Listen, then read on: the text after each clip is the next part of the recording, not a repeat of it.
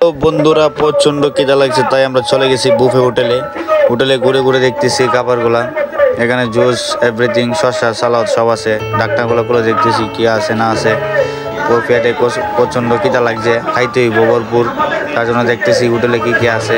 হোটেলের যারা চাকরি করে তারা অনেক ভালো, আমাদের অনেক হেল্প করেছে। জীবনে ফার্স্ট টাইম কোনো ভিআইপি হোটেলে গেছি। আপনারা দেখতেই পারতেছেন খাবারগুলো অনেক মজা হয়েছে। আর খাইতেছি আমরা পেট বইরা টাইসা খাইতেছি, আমি পাবেল আরও সবাই আছে আমরা এলাকার। খাইতে হইব 80 টাকা যেমন মাল কিনছি, খাইতে হইব 2600 টাকা ব্রুফে 126 জাত টাকার কথা কাউনের। এটির মধ্যে নাই পাইছি গিয়ে 60 জাত কাউন। এর মধ্যে মুরগি পাইলাম না, হাঁস পাইলাম না, ইলিশ মাছটা পাইলাম না। যাই হোক 80 টাকার মাল সারান যাবো না, খাইতেছি পেট বইরা। যাই হোক জীবনে বাঁচতে চাইলে প্রচুর খাইতে হইব, আমরা প্রচুর খাইতেছি। এবং হোটেলগুলো অনেক ঘুরে দেখছি, অনেক সুন্দর সুন্দর জায়গা দেখলাম। খাইয়া খালি কইতেছি ওয়াও ওয়াও কি খাবার খাইলাম, জীবনে তো খাইলাম না, খুব মজা হইলো। আপনারা তো দেখতে পারতেছেন অনেক সুন্দর খাবার সাজানো প্লেটের মধ্যে। আমরা टिकटॉक कब तक मेरी वीडियो वायरल नहीं करोगे?